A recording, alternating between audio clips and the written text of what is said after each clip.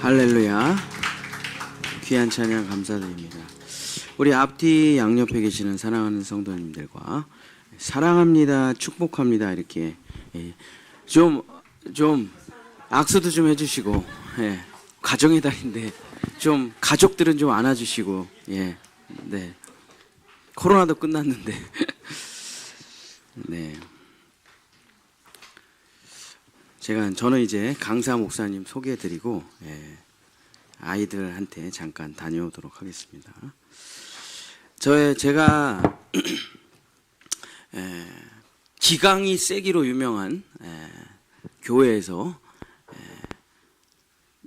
또 그 지방에서 20년을 있었기 때문에 저도 모르게 제가 원래 약간 성격이 까불까불거리고 장난꾸러기인데 군대 같은 교회에서 20년을 지방에서 있었기 때문에 저도 모르게 좀 굳어진 게 많은 것 같아요. 그러고서 이제 작년에 이제 여기 이사 와가지고 여기 성남 동지방에 오게 됐는데, 여기 성남 동지방은 여러분 아시다시피 대원교회 이막수 목사님께서 여기서 제일 큰 교회 목사님이시고 제일 선임 목사님이시기 때문에 분위기가 거기서 여기서 승용차로 10분밖에 안 걸리는데, 여기는 또 분위기가 완전 달라요.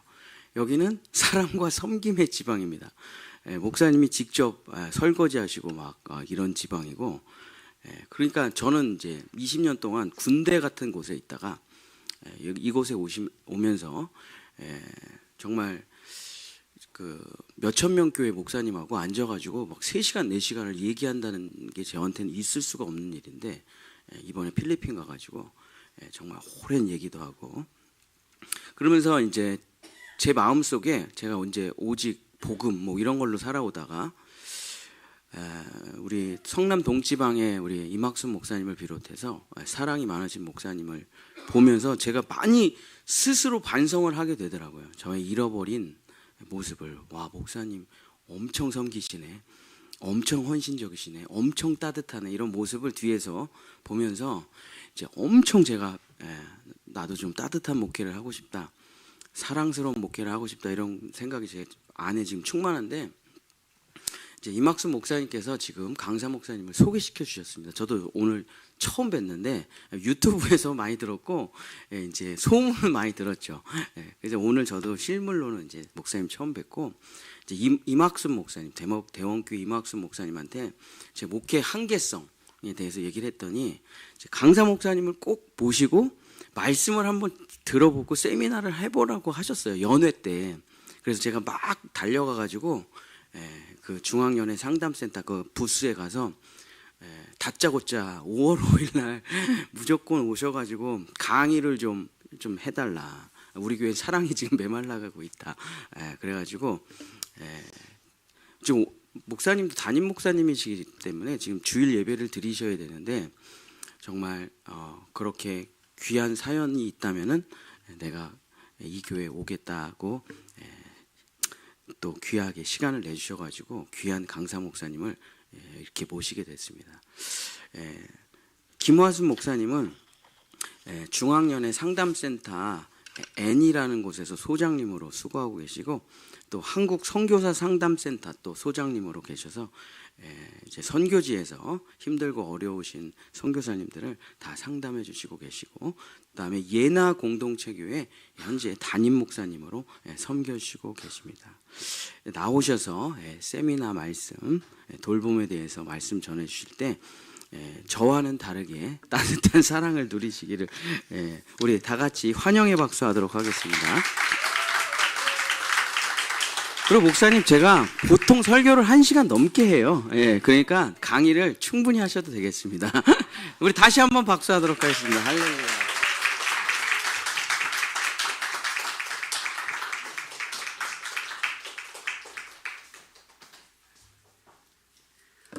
목사님께서 구구절절 너무 소개를 잘 해주셨는데요. 마지막 얘기가 제일 좋았어요. 1시간 넘게 하신다는 말씀. 반갑습니다. 그 레이 올덴버그라고 하는 사회학자가 이제 그 사람들이 요즘 그 집이라고 하는 공간 또는 내가 아주 편안함을 느끼는 그런 공간에서 하다라고 느끼거나 거기서 안정감을 얻거나 어떤 삶에 대한 의미를 발견하는 게 어렵다. 그래서 사람들이 그 안전한 공간으로 가지 않고 히딩 플레이스, 아지트라고 하는 그런 곳을 자꾸 찾아가고 있는데 그 사람들이 가는 곳이 어딘가 살펴봤더니 카페, 술집, 미용실, 도서관, 오락실 이런 곳으로 주로 사람들이 숨어들어서 그 속에서 삶의 의미와 편안함을 느끼고 있다. 이제 그런 얘기를 해요. 그러면서 제가 그 올덴버그의 이야기를 들으면서 요즘 사람들이 힘들구나 마음이.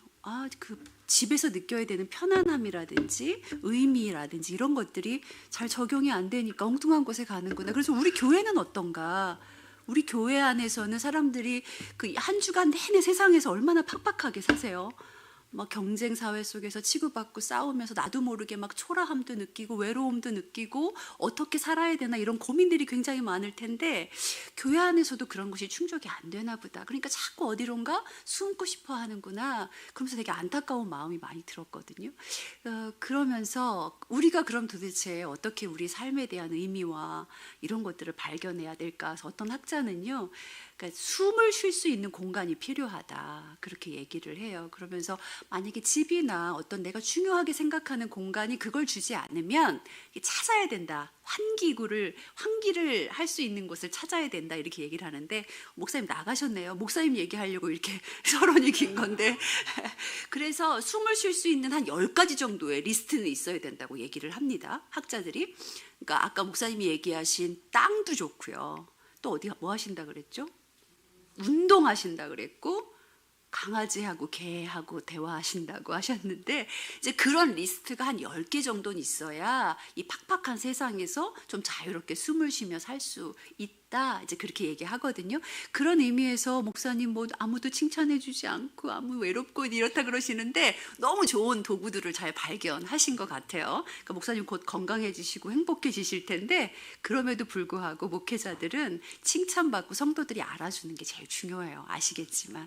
그래서 여러분들 이렇게 늘 목사님 뵈면 애쓰십니다. 고맙습니다. 사랑합니다. 그렇게 인사해 주시면 참 좋지 않을까 생각이 듭니다.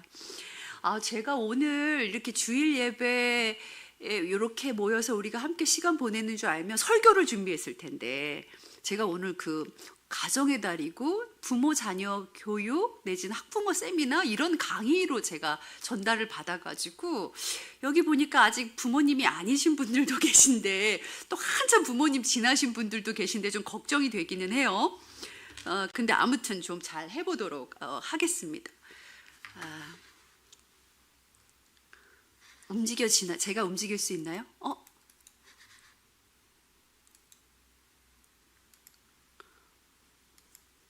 네. 그래서 이제 앞에 얘기 빼고 앞에 이제 우리 아이들은 공사 중입니다. 제가 어느 교회에 이제 학부모 세미나 강의 강의안이라 이런 거 달라 그래가지고 강의를 소개하는 제목을 보냈더니 거기서 이렇게 포스터를 만들었는데 우리 아들 딸은 공사 중입니다. 이런 그 문구로 포스터를 만드셨더라고요.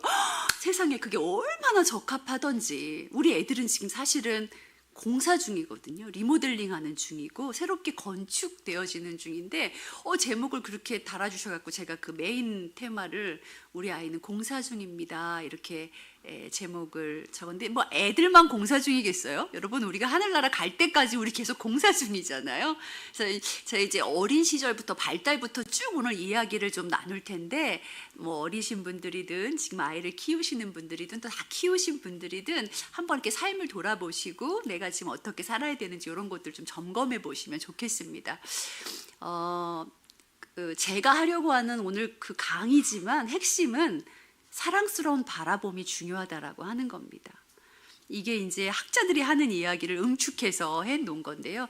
특별히 우리 그 청소년기 아이들, 자라는 아이들은요, 완전한 정체성이 형성되어 있지 않기 때문에 이 양가 감정 사이에서 엄청 싸웁니다. 그러니까 우리 애들이 막 어떨 때 이랬다가 이러고 막 이러는 거는 아직 그 정체성이 완전히 형성이 되어 있지 않기 때문에 그래요. 그래서 한편으로는 부모님이나 어떤 그런 존경의 대상들에 대한 막 그 존경심의 마음도 있지만 또 한켠에는 저분들의 말을 꼭 들어야 돼? 난 이런 생각이 드는데 요 두 가지 감정에서 엄청나게 많이 싸우고 내가 혼자 할 거야 라고 하는 것과 또는 누군가 의존해야 된다라고 하는 이런 긴장감 속에 사는 게 우리 아이들이거든요.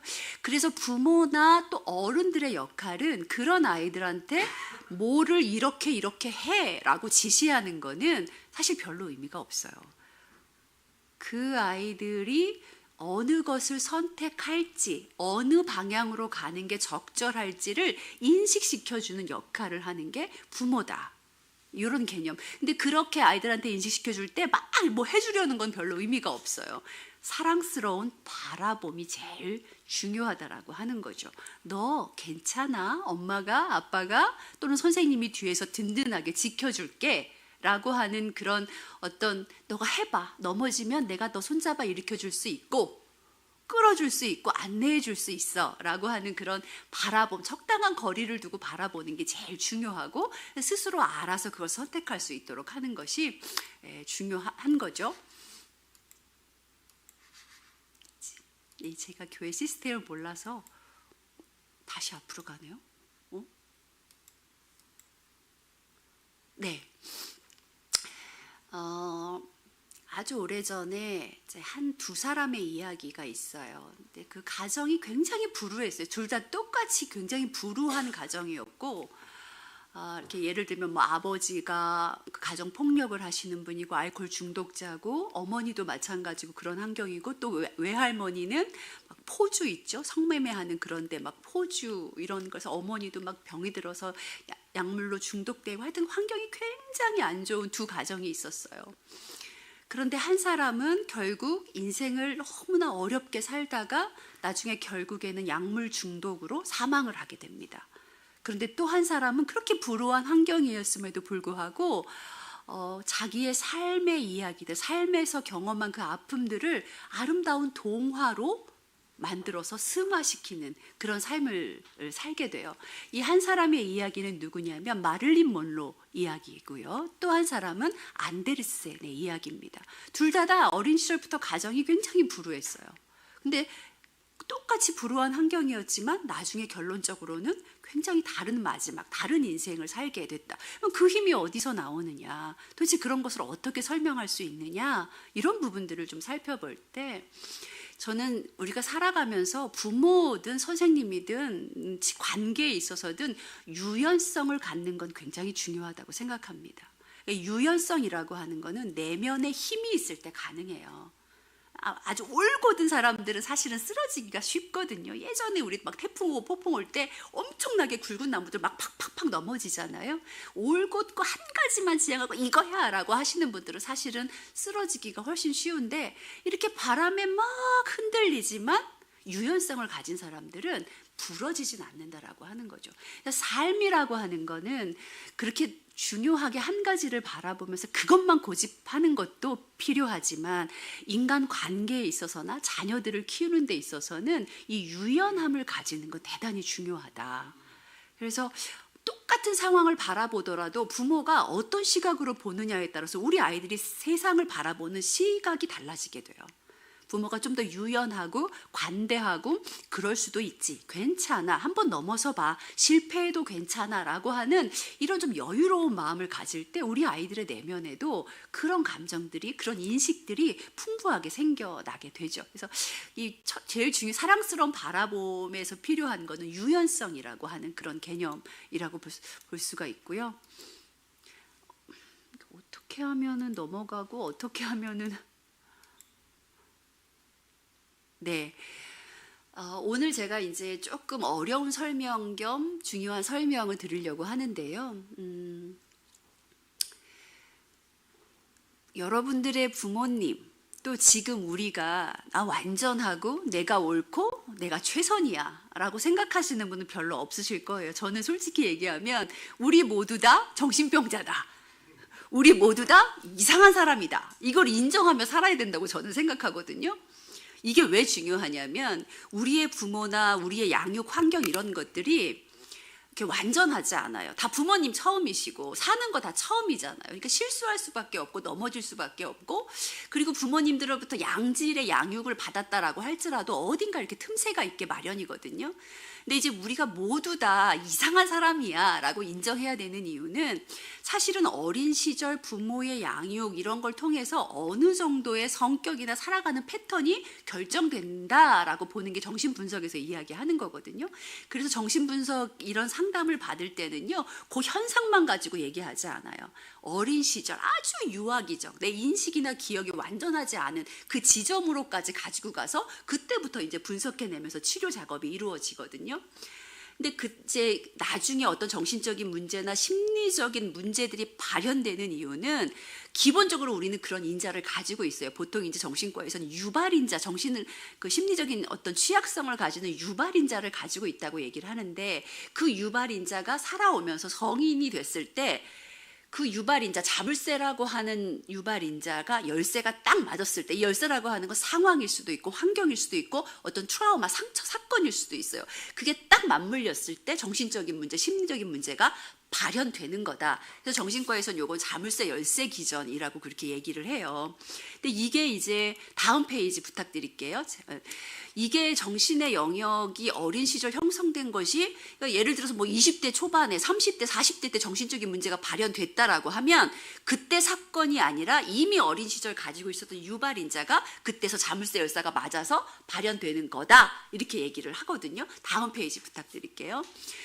보통은 인간의 발달을 심층심리학자들은 7세 이전, 7세 때까지, 그 다음에 7세 이후 이렇게 분석을 하는데, 심층심리학자들은요, 태어나면서부터 7세까지의 요 성장이 인생 전체를 지배한다라고 봅니다. 여러분, 우리가 미운 7살이란 얘기 하죠.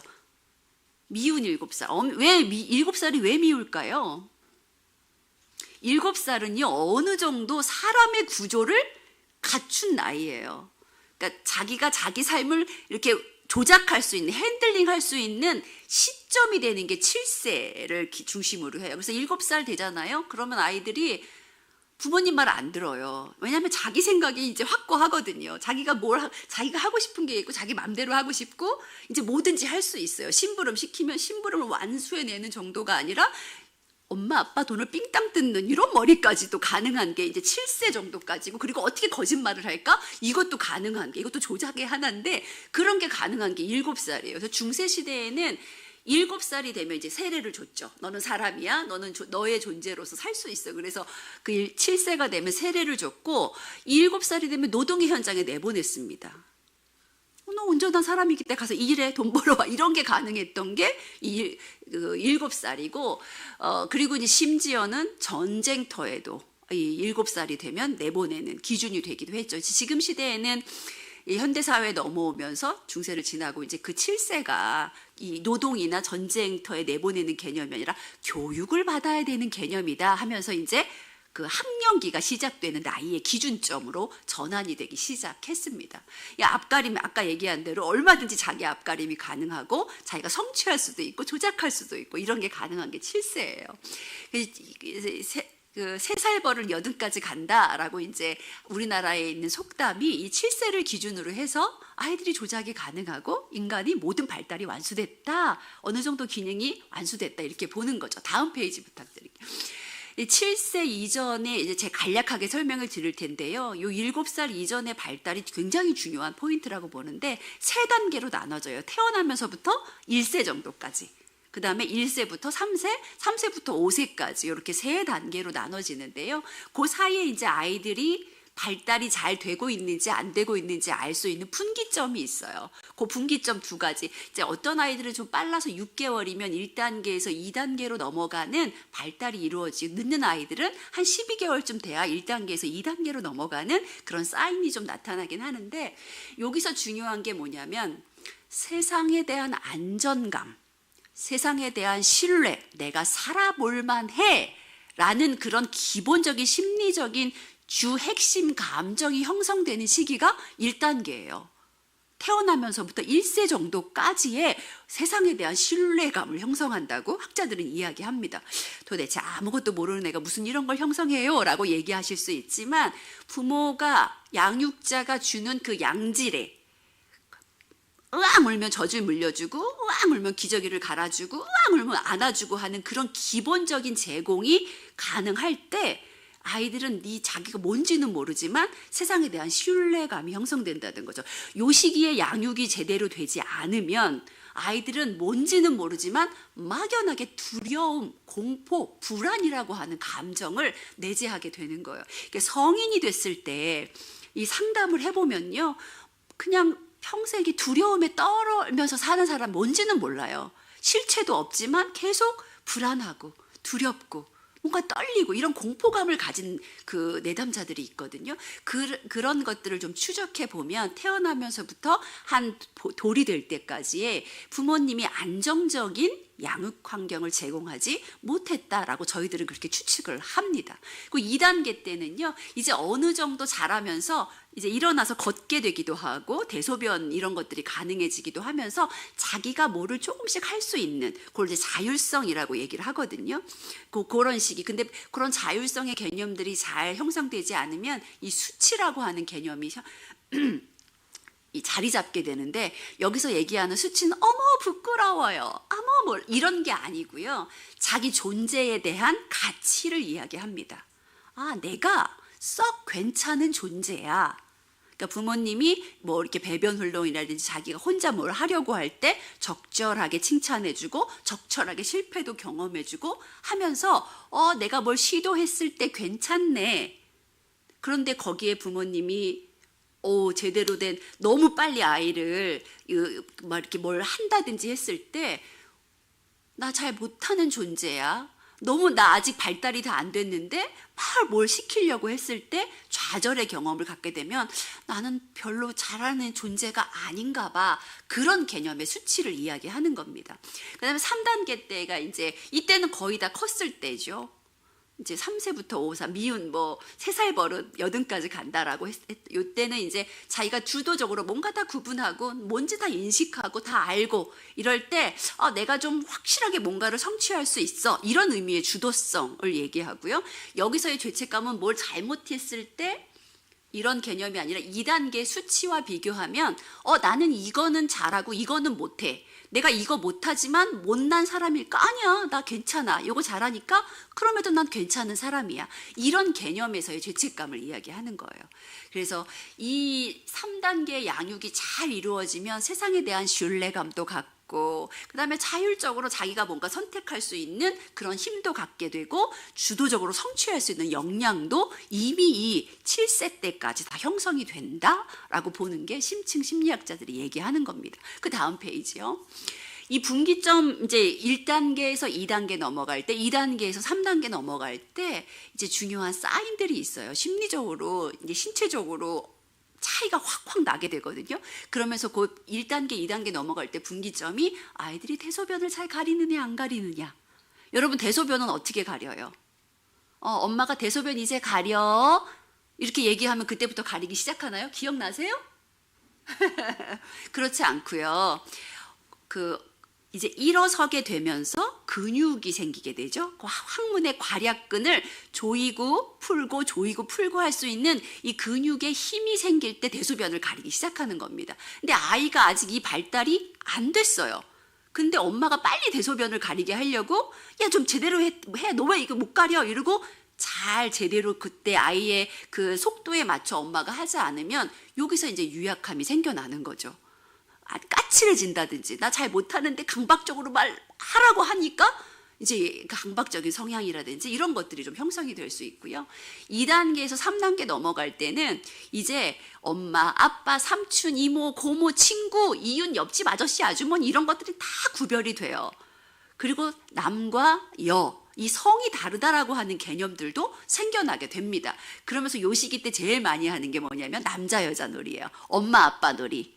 그러면서 둘이 막 놀아. 그때 어머 여보 남자친구 데리고 와서 이런 거 한다든지 이럴 때 여러분 그때 아유 조그만 게 벌써부터 밝히네 이렇게 얘기하시면 안 되고, 우리 아이가 너무 잘 자라고 있구나, 요 발달의 과정을 잘 넘어서고 있구나 라고 하는 사인으로 알아차리시면 됩니다. 다음 페이지요. 이 분기점을 넘어설 때 되게 중요한 게 이제 기억이라고 하는 겁니다. 여러분 이 기억은요, 우리 뇌는 다 기억으로 만들어진 거예요. 지금 생각해 보면 1단계 태어나서 1세 때까지 아무 언어도 모르고 아무것도 없는데 기억으로 다 만들어지는 겁니다. 여러분의 감정도요, 여러분의 생각도, 그러니까 뇌의 기능 중에 가장 중추적인 역할을 하는 게 바로 기억이에요. 이 기억이, 근데 1세 때 도대체 그때 뭘 안다고 아이가 기억하겠어요? 라고 얘기하는데, 감정이라고 하는 거, 이게 몸에 배어 있게 되어 있습니다. 그래서 여러분이 뭔가 모르는, 이제 우리가 보통은 그 사람들이 느끼는 핵심적인 감정을 3가지로 이야기하거든요. 불안, 두려움이라든지 아니면 뭐 수치심이라든지 뭐 이런 부분들이, 어느 감정이 제일 앞서느냐, 어떤 상황을 만났을 때 어느 감정이 제일 먼저 나타나느냐라고 할 때 그게 자기의 핵심적인 감정이라고 얘기하는데, 그런 것들이 다 어린 시절에 이미 몸이 기억하고 있는 거다. 그 환경 속에서, 그 양육 속에서, 그 어떤 관계성 속에서 이 배어있는 기억에 의해서 여러분이 움직이신다라고 하는 거고요. 다음 보여주시면, 자, 1단계 때 태어나면서부터 이제 12개월 될 때 정도까지는요, 기억이 없죠. 혹시 기억나세요? 내가 6개월쯤 됐을 때 기저귀가 너무 축축했는데 우리 엄마가 그걸 안 갈아준 거예요. 너무 속상했던 기억. 이거 있으면 외계인이죠. 7개월 때 그런 기억이 있다 그러면 이건 말이 안 되는 얘기예요. 아직 기억이 없는 시기. 그러니까 엄마라고 하는 대상 뭐 이런 거 전혀 모릅니다. 막연하게 누군가 공급해 주는 것들로 그런 것들을 충족하게 되는 거죠. 그러면서 이제 이 첫 번째 단계를 지나면서 두 번째 단계로 갈 때 서서히 기억이 만들어지고 생겨나게 되죠. 그러면서 이제 이 신경세포가 막 발달하면서 2단계 때는 어느 정도 기억이 완성이 되기 시작을 합니다. 그러면서 이제 아주 기억력이 좋은 사람들은요, 나중에 성인이 됐을 때 가장 어린 시절의 기억을 떠올려 보세요 라고 할 때 요 단계의 기억들이 떠올려지게 되는 거죠. 그러니까 아까 7개월 때 기억, 12개월 거의 있을 수가 없습니다.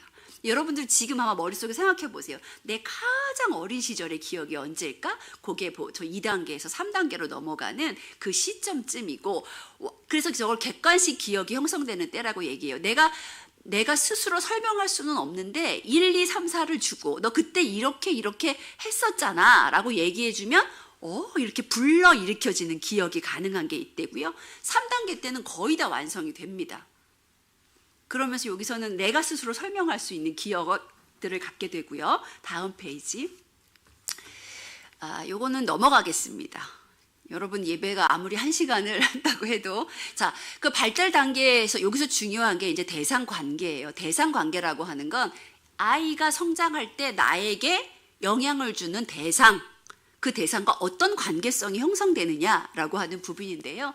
1단계 때는 어머니라고 하는 대상의 기억이 없죠.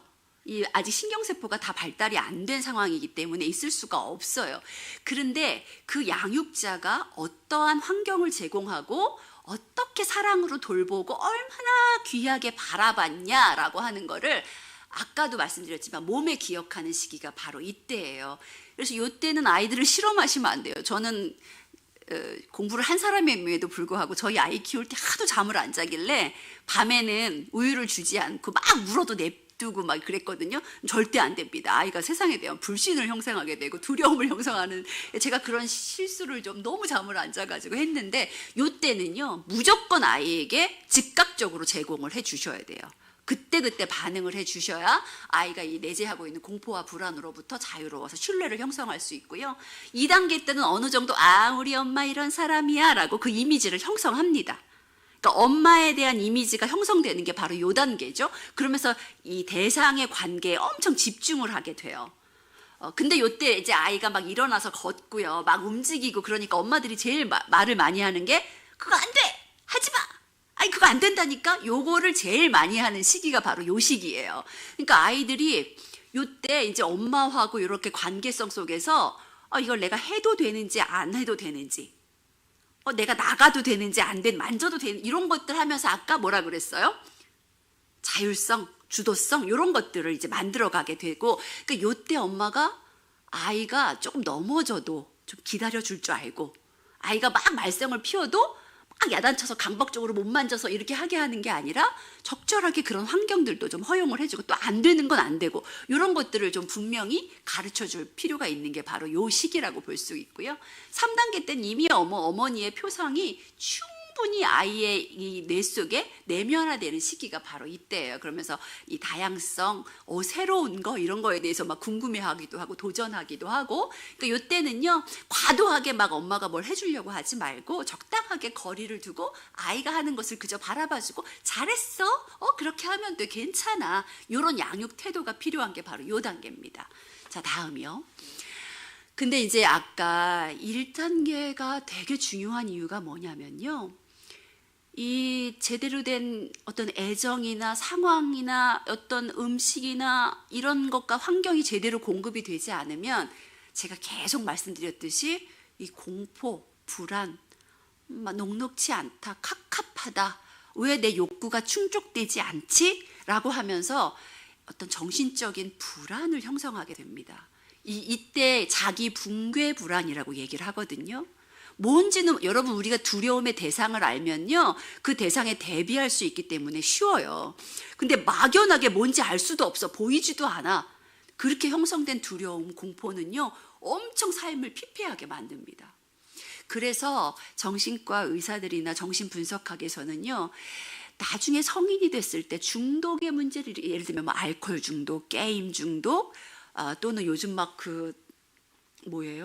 마약, 이런 문제들, 또는 조현병, 우리가 정신분열이라고 얘기했던 조현병이 발현됐더라고 하면 이 시기에 그것의 어떤 기본적인 요소가 만들어졌기 때문에 나중에 자물쇠 열사가 만나서 발현된 거다, 이렇게 얘기를 합니다. 그래서 저희 상담에서는요, 여기 뭐 조현병이라든지 심한 편집증, 이거는 이제 보통 의심이라고 얘기하죠. 집착하는 그런 병인데요. 조현병이라든지 편집증 환자라든지 또는 중독 환자들은 저희가 상담에서 잘 못 다룹니다. 아무리 상담적인 가이드와 방법들을 적용해도 다루기가 너무 어려워요. 그래서 요 단계 이슈가 있는 분들, 어린아이들한테는 그때그때 하는 게 제일 중요하고, 성인이 돼서 이런 증상들이 발현됐다라고 하면 이 사람이 평생 의존하고 살아야 될 것이 뭔가 라고 하는 걸 알려주고 평생 그걸 공급해 주는 게 제일 중요해요. 예를 들면 그게 신앙일 수도 있고요, 하나님일 수도 있고 약물일 수도 있습니다. 그리고 누군가 절대적인 의존의 대상, 떨어지지 않고 끝까지 갈 수 있는 그런 거를 제공해야지만 사실 돌봄이 가능한 영역이 바로 저 영역이에요. 그다음에 2단계 때는 엄마가 있고 없고, 이제 아까 제가 설명 안 했는데 대상 항상성이라든지 뭐 이런 부분들에 대한 이야기인데요. 요 시기 때 이제 보통 어머니와 대상과의 관계에 집중하게 되면서 그것이 잘 이루어지지 않았을 때 이제 강박 장애, 분리 불안, 우리가 보통 아이들 어렸을 때 분리 불안 겪는 아이들 많죠. 너무 일찍 아이를 떨어뜨려 놨을 때. 근데 이게 되게 중요한 건데요. 아이들이 아직 기억이 형성되지 않았고 어머니의 이미지가 완전히 내재화되지 않은 상태에서 분리가 되면 아이들이 분리 불안, 이 결핍의 증상을 갖게 되는 거예요. 그래서 평생 강박적인 태도로 살게 되죠.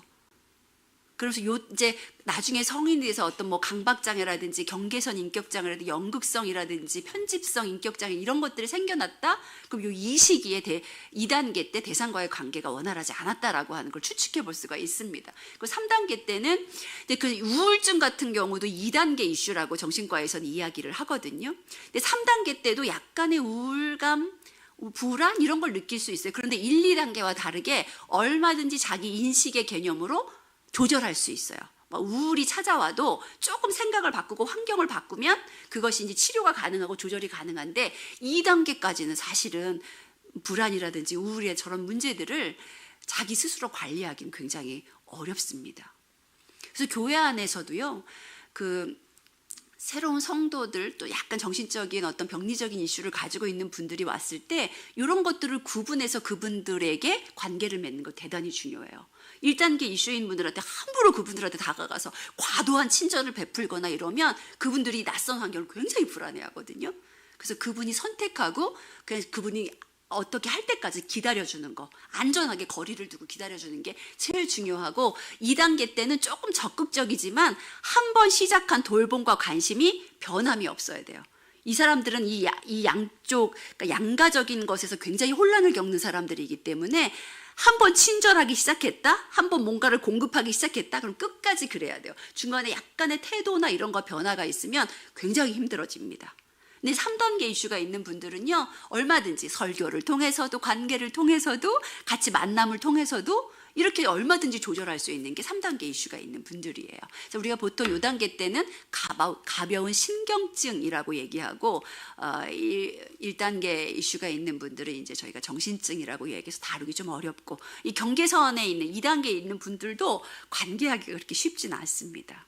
여러분 아시겠지만 자기애성 인격장애라든지 연극성 인격장애, 이런 분들이 사실 교회 안에 굉장히 많이 들어와 계세요. 나를 좀 알아두고 내가 주인공이어야 하고 내 뜻대로 해야 되고, 우리 목사님 다른 사람 말고 나만 봐줘야 되고, 이런 거 요구하시는 분들이 저 2단계 이슈인데 사실 다루기가 그렇게 쉬운 대상들은 아닙니다. 자, 다음 페이지요. 다음 페이지요. 그래서 이런 문제들에 많은 사람들이 걸려 있죠. 왜요? 우리의 부모님이 그렇게 완전한 그 양육 패턴이나 환경이나 이런 걸 제공해 주지. 저 같은 전문가도 저희 아이 키우는데 운다고 안 주고 애를 그 공포감에 떨게 하잖아요. 그러니까 실수하고 넘어지고, 이게 이제 부모가 처음이라 그런데, 그래서 이런 문제들이 있을 때 평생 숨바꼭질을 하는 겁니다. 하이드앤식. 여기에 뭐가 있을까? 저기에 안정감이 있을까? 여기 가면 괜찮을까? 계속 평생 동안 숨바꼭질 하는 거예요. 그런 스토킹이라고 하는 거, 이제 이건 전문적인 말인데요. 편집. 네가 뭘 해야 하는지 내가 반드시 알아야겠다. 이런 거예요. 스토킹이라고 하는 게 네가 어디에 있는지, 누구를 만나는지, 뭘 하고 있는지 내가 알아야만 내가 안전하겠다, 내가 편안하겠다. 그걸 모르면 내가 불안하다는 얘기예요. 그게 이제 스토킹이고, 또 어떤 분들은 평생 그래서 이런 관계성 속에서 엄마 찾아 산만리 하죠. 저기 가면 내가 이런 게 드러나지 않을까? 여기 가면 괜찮을까? 계속 평생 안정감을 찾지 못하고 엄마 찾아 산만리 하는 이런 증상들이, 그래서 어떤 분들은 뭐 외도의 문제로 드러나기도 하고 중독의 문제로 드러나기도 하고, 하여튼 여러 가지 아주 심각한 문제들, 갈등들을 만들어내게 되죠. 다음 페이지. 제가 오늘 성경 말씀을 읽지 않았는데요. 여러분 죄송하지만 우리 마태복음 한번 찾아봐 주시겠어요? 마태복음 22장 37절부터 40절까지 말씀인데요.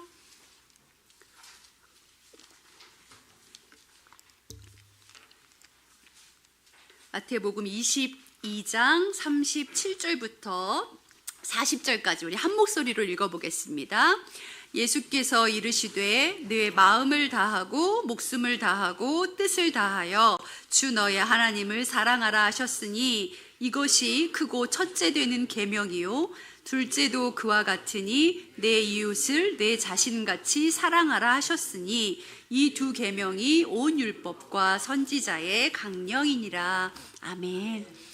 여기 예수님께서 우리들에게 알려주신 이 사랑의 메시지, 이 본문에 보면요, 세 가지 사랑이 등장합니다. 첫 번째는 하나님 사랑. 그렇죠? 여러분 하나님 사랑 너무 잘 아시죠? 우리가 하나님 사랑하는 거 못해요 이러면 이 자리에 앉아 계시면 안 돼요. 그러니까 의무적으로라도 하나님 사랑의 개념은 우리가 기본적으로 가지고 있고 그렇게 살려고 많이 애쓰고 하나님 사랑합니다 라고 고백하죠. 또 한 가지는 뭐냐면 이웃 사랑이에요. 이것도 우리가 애를 쓰죠. 내가 하나님을 사랑하는 사람으로 하나님이 만드신 이웃을 사랑해야 된다라고 하는 그 개념에서 이웃을 사랑하는 것도 열심히 애쓸 수 있어요. 근데 또 한 가지 사랑은 뭘까요?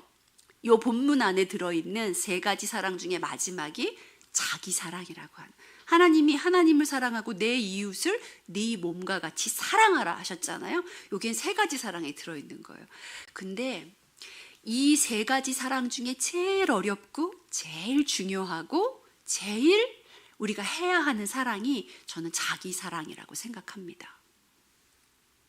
자기를 사랑한다라고 하는 건 뭐냐면요, 이 자기를 사랑하는 거가 여러분 지금 여러분 자신이 어떻게 느껴지세요? 다 예쁘세요. 제가 깜짝 놀랐어요. 아까 여기 성가대 앉아 계신데 하나같이 너무 예쁘고 잘생기신 거예요. 그래서 야, 이 교회는 미에 이런 걸 기준으로 교인 오시나 보다. 너무 예쁘시더라고요. 외적으로든 아니면 심리적으로든 내가 살아가는 방식이든 난 너를 너무 사랑하고 난 너무 괜찮은 존재야 라고 생각하시는 분. 뭐죠? 이게 생각보다 쉽지 않습니다. 자기를 사랑한다라고 하는 게 너무 어려워요. 근데 이 자기를 사랑하는 거에 단계가 있습니다. 그 첫 번째가 뭐냐면 자기를 발견하는 거예요. 나를 발견한다는 건 어떤 걸까요? 내가 어떤 생각으로 살아가는지, 내가 기본적으로 어떤 감정이 형성되어 있는 사람인지, 나의 원가족은 어떤 환경이어서 그 속에서 내가 어떤 것들을 취하면서 살았는지, 그것으로 인해서 내가 다른 사람과의 관계성 속에서 무엇을 주고받고 있는지, 이런 것들을 깊이 이해하고 알아차리는 게 자기를 발견하는 거예요. 우리가 가끔 꼴 보기 싫은 사람 있죠. 꼴 보기 싫은 사람 첫 번째, 자기 주제를 모르는 사람. 자기한테 막 뭐 묻어 있는데 자기가 하는 게 자기가 지금 그러지 말라고 하는 이야기를 자기가 하고 있으면서 그걸 전혀 모르는 이런 사람들이 있을 때 정말 미쳐버릴 것 같아요. 정말 힘들거든요. 자기를 잘 모르는 사람들을 만나서 얘기를 하다 보면 답답하고 화도 나고 뭐 이런 게 다 있어 뭐 이런 생각이 들기도 해요. 그래서 우리가 세상을 살아갈 때 자기를 발견하는 거, 내가 어떤 사람인지를 쫙 벌려가지고 보는 거예요. 근데 이거 너무 힘듭니다. 보통 이걸 직면이라고 이야기하거든요. 너한테 뭐가 묻어 있는지, 네가 하는 말이 다른 사람한테 얼마나 상처가 되고 있는지, 너가 살아가는 방식이 전혀 교훈이 될 만한 존재가 아니고 이렇게 어긋나 있다라고 하는 거를 자기가 보는 거예요. 얼마나 힘들어요. 우리는 이거 안 보려고 방어 기제라는 걸 사용하죠. 어떤 사람들은 회피하고 도망가고 반동 형성하고, 어떤 사람들은 막 승화만 시키고 살고, 이렇게 방어 기제들로 살아가는데 그게 아니라 적나라하게 내가 어떤 존재인지를 보는 거가 자기를 사랑하는 첫 번째 단계라는 거죠. 그리고 이런 단계가 지나면요, 이제 눈물을 흘리면서 자기를 용납하게 됩니다. 아, 내가 이런 사람이구나. 내가 이랬구나. 내가 이래서 그 사람과의 관계가 그렇게 어려웠고, 내가 내 스스로를 이렇게 초라하게 바라봤기 때문에 내가 능력이 있음에도 불구하고 그걸 마음껏 펼치지 못하고 소심하게 살았구나. 내가 소극적으로 막 주저주저하며 살았구나. 이런 것들이 보여지면서 내 스스로 괜찮아. 너 괜찮은 존재야. 살아갈 만해. 이 정도면 인정할 만해. 라는 자기 용납이 가능해져요. 그때야 비로소 다른 사람이 보입니다. 이것을 알기 전까지는 절대 보이지 않아요. 내가 나를 용납할 때 다른 사람들의 잘못이 문제가 되지 않아요. 그럴 수도 있지.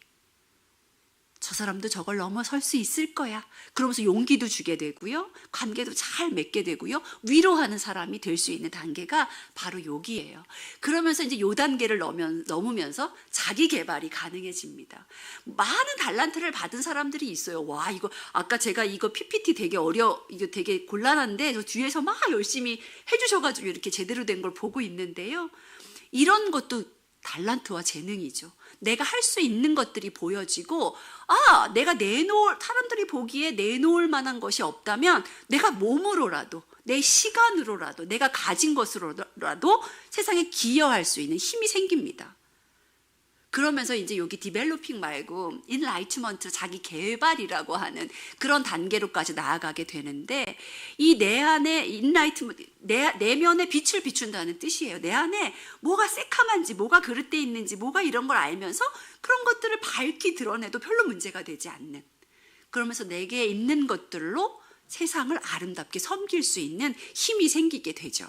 그래서 하나님을 사랑하고 이웃을 네 자신같이 사랑해라. 이런 사랑이 가능할 때 진정으로 하나님도 사랑하고 이웃도 사랑할 수 있게 된다.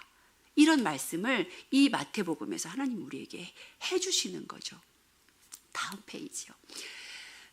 저는요, 이게 이제 good enough mother, 충분히 좋은 엄마가 돼야 된다라고 도널드 위니캇이라고 하는 대상가가 학자가 뭐라고 얘기하냐면, 부모 자녀의 관계든 사람과 사람과의 관계든 중간지대가 반드시 필요하다. 너무 밀착되어 있으면 기생하는 거잖아요. 기생하고 있으면 상대편이 보이지 않아요. 떨어져야만 어떻게 생겼는지 뭘 말하고 있는지 들을 수 있고 볼 수 있어요. 근데 우리는 대체적으로 자녀를 키울 때 관계를 맺을 때 너무 가까이 붙어 있고 싶어 해요. 근데 이거는 두 사람이 성장하는데 두 사람이 개발되는데 의미가 없다.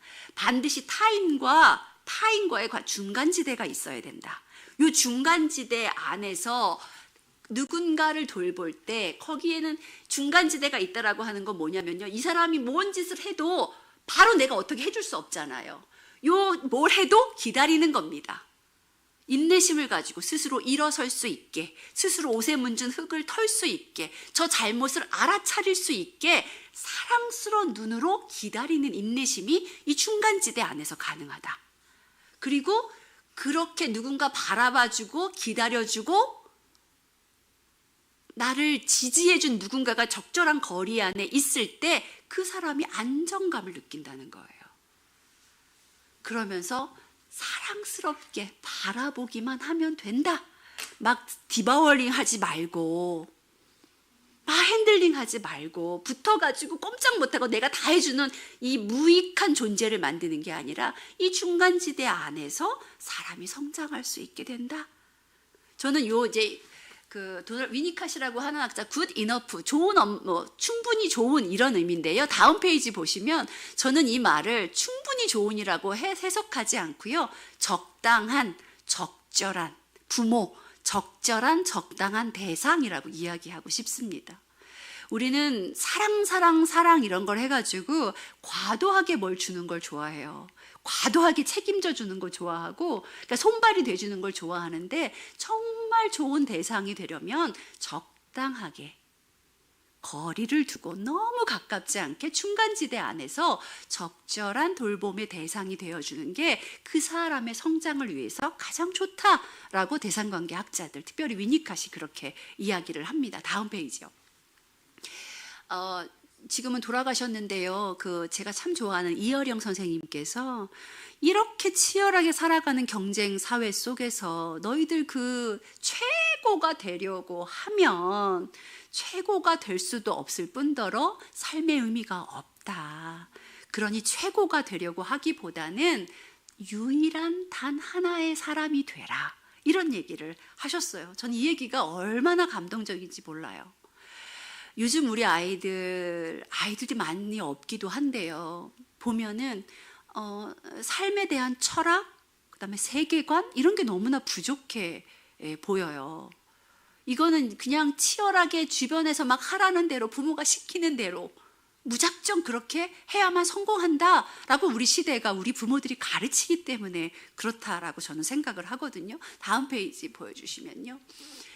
요 넘어가겠습니다. 여러분 별다방 좋아하시죠? 근데 저기다 스타벅스라고 쓰지 않았으니까 제가 광고하는 건 아니고 저도 별다방을 굉장히 좋아하는 사람인데요. 이 별다방을 스타벅스를 세계적인 프랜차이즈로 키운 사람이 하워드 슐츠라고 하는 분이세요. 근데 이분이 이 예스맨, 세상에는 예스맨이 있고 아이디어맨이 있다. 예스맨은 조직사회 안에서 기업 같은 경우에 조직의 상하 구조가 분명할 때 예스맨이 필요하다. 그래야 그 위에 상사의 말을 듣고 그것을 잘 수행해 내는 사람이 필요하다. 그렇게 이야기를 하면서 그러나 세상을 이끌어가고 세상을 변화시키고 사람답게 유일한 그 사람답게 살아가는 거는 예스맨이 아니라 아이디어맨이다 이렇게 얘기를 합니다. 그러면서 저 아이디어맨은 그냥 순종적이고 그냥 시키는 대로 하는 존재가 아니라 자기만의 분명한 철학과 세계관을 가지고 있다. 이런 사람들이 세상을 이끌어간다라고 이야기를 합니다. 세계관이나 철학이 있다라고 하는 거는 이 삶을 보면서 해석하는 눈이 있다는 거예요. 사람을 보면서 또 흘러가는 흐름을 보면서 무엇이 중요하고 무엇을 선택해야 되고 어떻게 그것을 해석하고 어떻게 내 삶에 의미화시켜야 하는가라고 하는 분명한 기준들을 가지고 있다는 얘기죠. 그러면서 우리 아이들을 무조건 순종적인 아이들로 키우지 말아라. 세상은 결코 그것에 의해서 움직이지 않는다. 우리 아이들이 예스맨이 아니라 아이디어만이 돼서 자기가 가진 생각, 이런 것들을 이렇게 막 몽글몽글한 생각들을 좀 다듬고 아니면 펼치고 실패도 좀 해보고 아파보기도 하고 이런 경험들을 통해서 자기만의 철학과 세계관을 가지고 세상을 멋지게 살아가게 만들어줘라. 그렇게 이야기를 합니다. 다음 페이지요. 그 흑인 여성 학자가 있습니다. 여러분 그 사람이 어릴 때 오빠들이 쏜 그 비비탄 총알에 맞아가지고 눈이 이제 안 보이게 됐어요. 여기 눈에 이제 상처가 있어가지고 평생 이게 자기 눈을 이렇게 들어서 사람들을 마주하거나 이렇게 들고 얘기해 본 적이 없어요. 결혼을 해서 이제 아이를 낳는데 어느 날 아이가 엄마를 딱 붙잡고 엄마 눈에 우주가 들어있어요. 이렇게 얘기를 한 거예요. 엄마는 알죠. 아이가 며칠 전에 TV 프로그램에서 우주에 대해서 지구 이렇게 보여주는 그런 장면들이 있었고 엄마의 그 어설픈 그 눈, 상처받은 그 눈 속에 똑같은 비슷한 장면을 보게 된 거죠, 아이가. 근데 한 번도 이 사람이 살면서 자기 눈을 똑바로 쳐다본 적이 없어요. 상처라고만 생각했기 때문에. 그래서 아이가 그 말을 하는 순간에 화장실에 들어가서 처음으로 거울을 보면서 자기 눈을 바라보게 되죠. 그런데 아이의 그 말 한마디가 평생 상처라고 해서 들여다보지 않았고 인정해주지 않았고 내 자신 스스로도 수치스럽게 여겼던 나의 그 모습이 이렇게 아름다운 우주가 들어있다 라고 그렇게 바라봐주는 아이에 의해서 그것을 보게 되고 내가 괜찮은 존재구나. 내가 아팠지만 그럼에도 이 우주를 눈에 품고 살았던 사람이구나. 이제 이러면서 자기 삶의 태도를 바꾸게 되죠. 그래서 그 사람이 이제 어머니의 정원을 찾아서라고 하는 책에서 요 일화를 얘기를 하면서 이 칼라 퍼플이라고 하는 영화가 만들어진 배경이 된 이야기거든요. 그때 이제 우리가 그래서 관계성이든 또는 부모 자녀의 만남이든지 간에 아까 말씀드렸지 자기를 발견하고 자기 자신을 용납하는 거는 우주를 품는 일과 같은 거죠. 그 상처가 상처로 남는 게 아니라 그 상처가 별이 되는 경험이 우리가 연약함을 가진 존재로서 죽을 때까지 해야 되는 그 과정 중에 하나가 아닌가 생각됩니다. 우리 아이들 앞에서 내가 관계 맺는 사람 앞에서 내가 이렇게 부족한 사람이에요. 내가 이렇게 연약합니다. 그렇지만 내가 당신과 진실하게 진솔하게 관계 맺으려고 합니다 라고 할 때 그때서 관계가 비로소 아름답게 맺어지게 되는 거고 내 눈에 탐탁지 않았던 그 사람을 새로운 창조적인 하나님의 시선으로 바라보게 된다라고 하는 사실이죠. 목사님이 들어오셨으니까 이제 마쳐야 되는 건가요? 다음 페이지 보여주시면요. 제가 이제 초반에 목사님 그 말씀하면서 목사님은 그런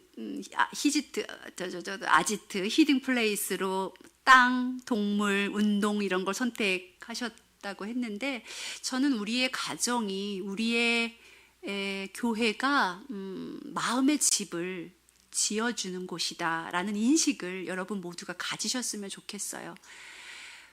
많은 사람 저희 상담실에 오는 많은 분들이 아픈 이야기들을 슬픈 이야기들을 힘든 이야기들을 가지고 옵니다. 그런데 그 이야기들의 거의 70-80%는 어린 시절 또는 지금 현재 가정에서 겪고 있는 아픔들이에요.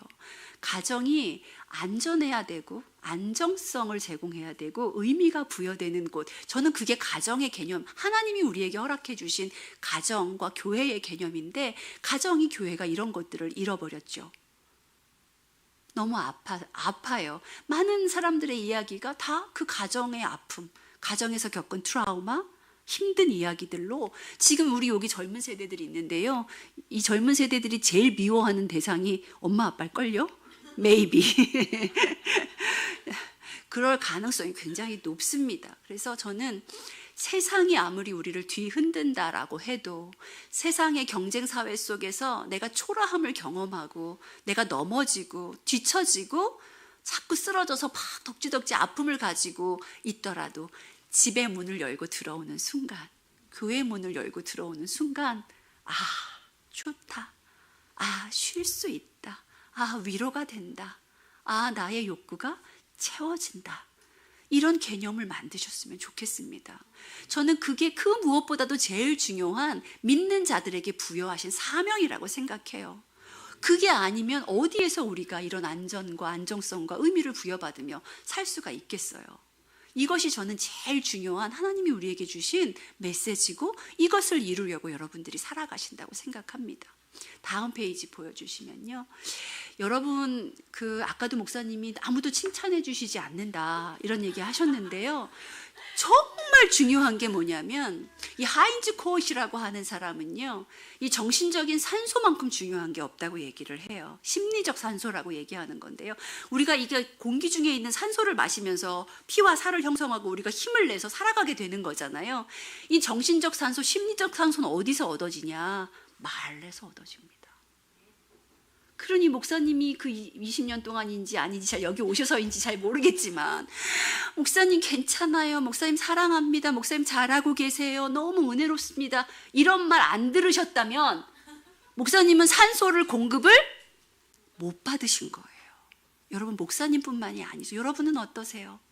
내가 이런 산소를 공급받았느냐, 아니면 나는 누군가에게 이런 산소가 되어 주었느냐, 이걸 우리가 깊이 고민해 봐야죠. 그래서 아름다운 공동체, 따뜻한 공동체, 돌봄의 공동체에 가보면요, 우리가 생각하는 것 이상으로 따뜻한 말들이 막 돌아다닙니다. 엄청나게 그 공간을 채워요. 그게 막 와닿지 않는 분들도 있어요. 저렇게까지, 이런 경우 제가 어디 가서 막 이렇게 하잖아요. 아유, 가식적이세요, 상담사니까 그렇게 하시죠, 이렇게 얘기하는데요. 그럴지라도 그런 느낌과 그런 상황을 경험하고 돌아가면 어딘가 기분이 좋아요. 어딘가 편안합니다. 그러니 우리가 사람들에게 이 정신적인 심리적인 산소를 공급할 때, 공급받을 때 우리가 살 수 있다라고 하는 걸 아셔야 돼요. 특별히 우리의 자녀들은요, 우리 아이들은요, 이거 없이는 못 삽니다. 부모님의 이런 말들, 양육 태도, 눈빛, 이것에서 아이들의 모든 것이 형성이 돼요. 세상을 신뢰감 있게, 자신감 있게 마음껏 살아갈 거냐 안 살아갈 거냐가 여기에 달려 있다는 거죠. 엄청나게 중요한 문제라고 하는 사실입니다. 다음 페이지요. 그래서 이제부터 여러분, 잔소리는 아무 도움이 되지 않습니다. 말은요, 그러니까 이렇게 저렇게 이렇게 하는 거는 중요하지 않아요. 처음에 제목이 뭐였죠? 사랑스러운 바라봄이 중요합니다. 내가 너를 인정해, 너는 괜찮은 존재야, 할 수 있어 라고 중간지대를 두고 끊임없이 바라봐 주는 거. 함부로 손대거나 함부로 내 맘대로 하는 게 아니라 그 중간지대 안에서 계속 바라보는 게 중요하다. 이건 아이들과의 관계뿐만이 아니에요. 모든 사람의 관계성이 그렇습니다. 지지와 격려의 눈빛을 보내는 거죠. 그 다음 페이지요. 여러분, 그 정혜신 박사님이라고 잘 아시죠? 정신과 의사인데요. 이분의 핵심적인 거는 이제 저희들이 맨날 하는 얘기예요. 충조 평판하지 말라. 이 네 가지를 반드시 기억하세요. 뭐죠? 충고, 조언, 평가, 판단. 저기 교회에, 저희 상담센터에 이제 막 목사님한테 찾아가가지고 제가 온갖 상담을 했는데요. 목사님은 기도합시다, 한마디밖에 안 하신다고. 그래서 답답한 마음을, 그리고 뭐 성경에 이렇게 나와 있으니까 이렇게 하십시오, 제일 중요한 마지막 답이에요. 그런데 사람들은요, 어떤 문제가 있을 때, 어려움이 있을 때 이미 다 자기 안에 답이 있어요. 단지 그것을 넘어가는 과정에서 그거를 넘어갈 수 있는 힘을 얻고 싶어서 누군가 찾아와서 이야기하는 거지, 다 생각해봤고 다 알고 있고 다 답을 갖고 있어요. 근데 우린 너무 쉽게 충고해요. 너무 쉽게 조언하고 평가하고 그런 거야 라고 판단해버리죠. 근데 이거는 누구의 마음도 기쁘게 하지 않습니다. 그래서 여러분 이 충조 평판하지 않는다. 이거를 기억하시면 되겠고 자잘한 얘기들은 뭐 넘어가시면 될 것 같고요.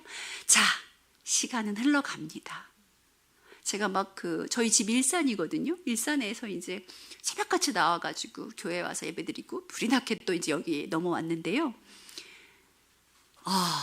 비도 오고 막 차도 막히고 누군가 내 앞에 막 달려들고 약간 공포감에 잘 안 보이고 이러고 왔는데 이것 또한 지나가고 제가 지금 이 자리에서 이렇게 강의하고 마지막 시간을 강의 다 했거든요. 다 했잖아요. 다 지나갑니다.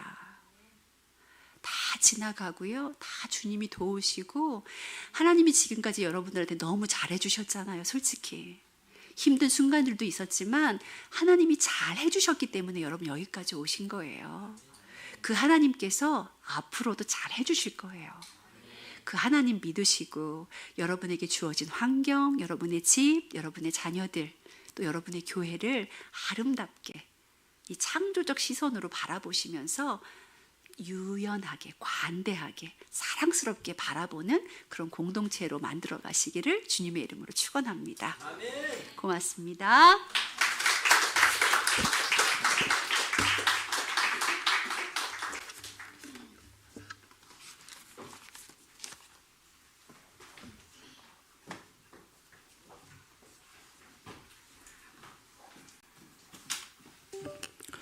우리 귀하고 복된 강의를 저와 전혀 다른 느낌으로 해주신 우리 강사 목사님께 다시 한번 박수하도록 하겠습니다.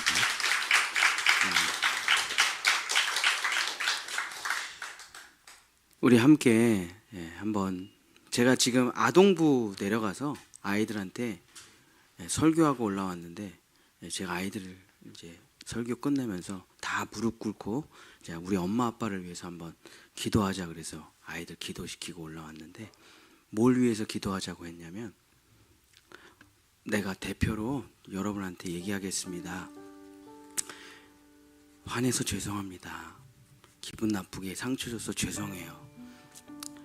여러분 미안합니다. 용서해 줄 거예요. 나중에 커서 복수할 거예요. 한 명도 복수 안 하겠다고. 여러분 의외로 복수하는 사람들 많아요. 복수를 당하고 있던 어떤 분이 저한테 충고를 하더라고요. 저도 애들한테 화를 많이 내는 스타일인데 목사님이 한 번 실수한 거 나중에 애들이 복수하기 시작하면 10배로 갚게 될 겁니다. 그러니까 목사님 지금 절대 화내지 마세요. 정말 애들 사랑해 주세요. 나중에 너무 힘들어집니다. 이런 말씀 많이 해주셔가지고 머리에는 있는데 잘 하지 못하는데 제가 우리 아이들한테 여러분 용서해달라고 했습니다. 아이들이 다 웃으면서 용서하겠다고 했어요. 여러분 우리 한번 같이 기도했으면 좋겠습니다. 찬양하고 여러분 부모님한테 여러분도 받은 상처 있잖아요. 용서해 주세요. 또 우리 아이들도 여러분 용서하겠답니다. 그래서 앞으로 따뜻한 말, 따뜻한 바라봄이 넘치는 마음의 집이 우리 가정과 교회가 되기를 원합니다. 우리 찬양하고 기도하도록 하겠습니다. 그 마지막 찬양이 뭐였죠? 우리의 섬김이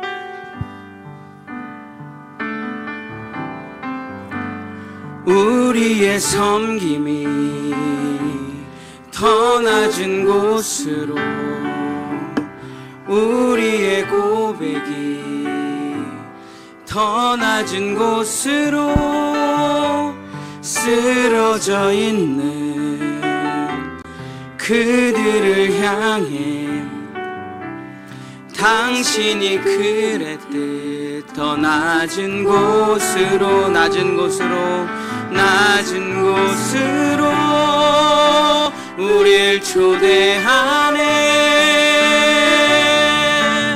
함께 하자고 말씀하시네.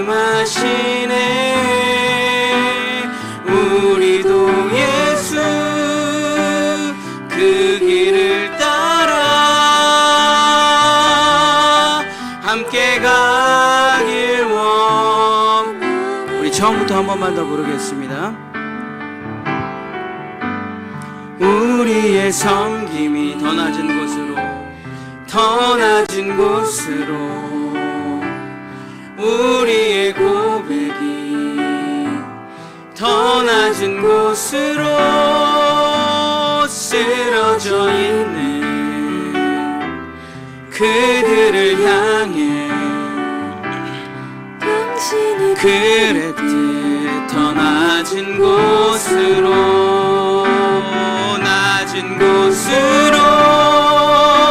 우릴 초대하네. 함께 하자고 말씀하시네. 우리도 예수 그 길을 따라 함께 가길. 낮은 곳으로 우릴 초대하네. 낮은 곳으로 우릴 초대하네. 함께 하자고 말씀하시네. 우리도 예수 그 길을 따라 함께 가길 원하네. 우리 주여 한번 부르짖고 함께 기도하길 원합니다. 주여, 상처가 별이 되기를 원합니다. 주여, 예수 그리스도께서 십자가의 그 상처를 끌어안으시고 죽음으로 부활로 가장 낮은 곳에서 가장 빛난 우리의 구원자가 되셨듯이 주여, 상처를, 아픔을 주여 끌어안고 자신을 죽이고 남을 죽이고 사는 인생이 아니라 예수 그리스도께서 십자가에서 부활로 일어나셨듯이 우리도 우리의 인생의 아픔과 상처를 승화시키기를 원합니다. 예수 그리스도의 은혜와 우리 부모님의 사랑과 이 나라 이 민족의 선진들의 피 흘림을 통해 여기서 무너지지 아니하고, 여기서 원망하지 아니하고, 여기서 불평하지 아니하고, 여기서 자신을 일으켜 세워 예수 그리스도와 함께 걸으며 눈물을 기쁨으로, 죄를 화관으로,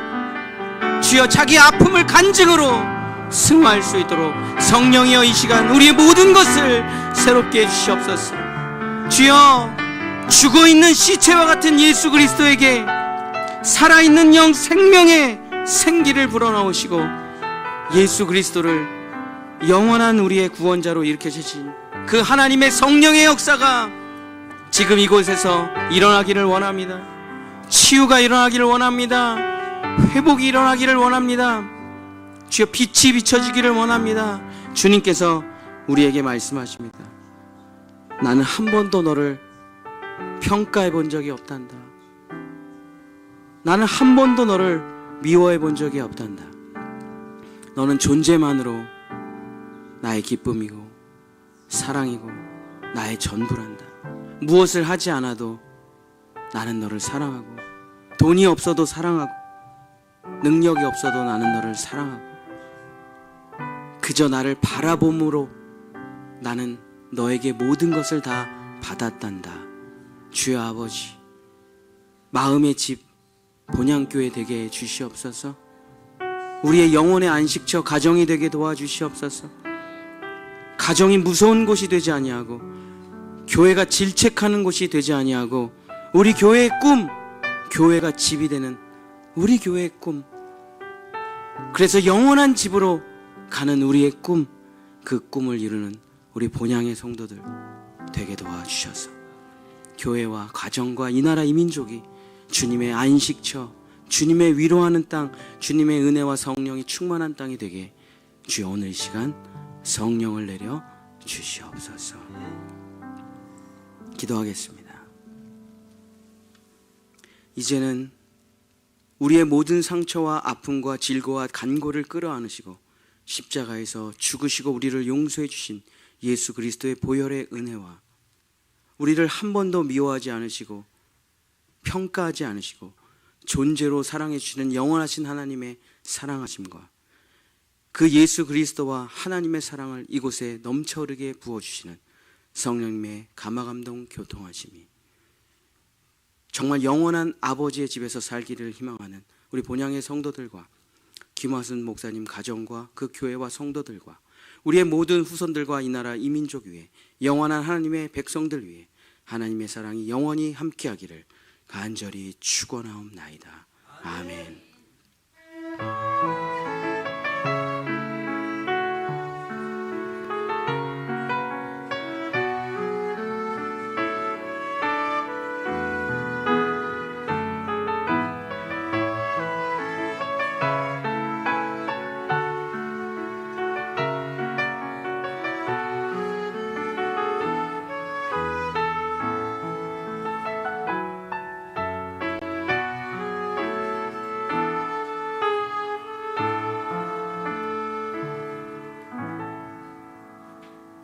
예, 우리 하나님께 영광의 박수 올려드리겠습니다. 예.